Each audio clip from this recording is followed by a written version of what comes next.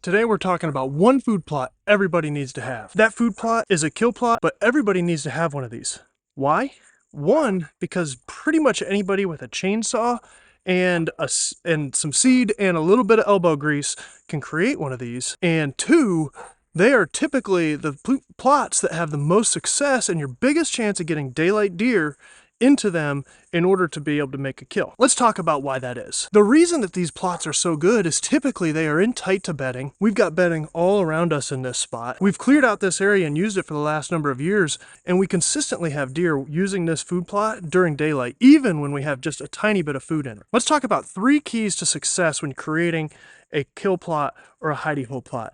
The first one is sunlight. You need to maximize sunlight as much as possible. So if you've got a chainsaw, you can see we took out some trees here. You can girdle trees, hinge cut trees, but you need to try to maximize sunlight, at least to get the midday sun hitting the food plot as much as you can.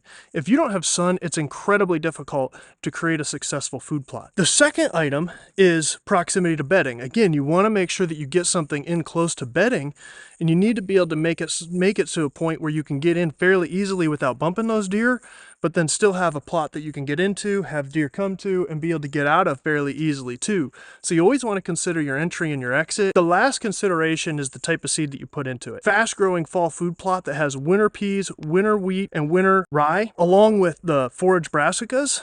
And that's why I really like Frigid Forage's Autumn Quick Plot. I think it's by far the best fall food plot because it becomes attractive really fast. It stays attractive from September all the way through February until the deer have eaten it out. But you also want to be able to mix in some other food into that food plot. You never know what's going to grow in a food plot like this. So I typically am also going to mix a perennial into it so that if I have trouble getting things to grow, I can mix a perennial, clover, chicory, something like that into this food plot. So if the Autumn Quick Plot doesn't grow and some of those cereal grains and the brassicas don't grow, then you still got a good chance for the clover and the chicory to grow, which will give you some attraction into the early part of the deer season. This food plot isn't very big. It's probably 50 yards long and maybe 30 yards wide. I basically tilled the entire thing up with that mantis. Anybody can put in a food plot that's this small. It's just a matter of getting something highly attractive like the Autumn Quick Plot into this so that the deer prefer that.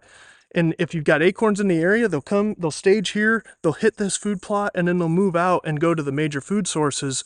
But it's their first place that they check when they get up from their bed to get a quick snack before they head out to the main food plots.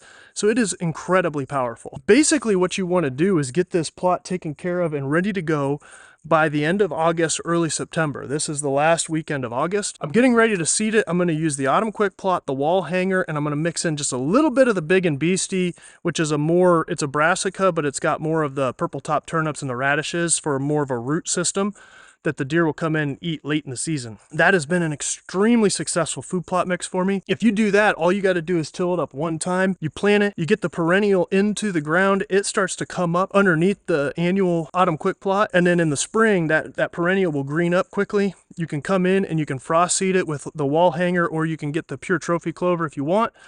And then you've got a real nice thick food plot, and then you just come in here again in the fall and you till it back up again and you repeat the process. And it is just a great food plot. If you want more details on how this food plot works, we're going to put up another video here and we'll put a link to it at the end of this video. Hope you liked this video. If you did, hit the like button, subscribe to our channel, hit the bell to be notified of new videos. Comment below any questions you have. We just hit this at a high level and there's always so much to learn about food plots. We're happy to help. Make sure you always watch some of our next upcoming videos. We're going to put those right here so that you can learn some more about food plots. Thanks for watching.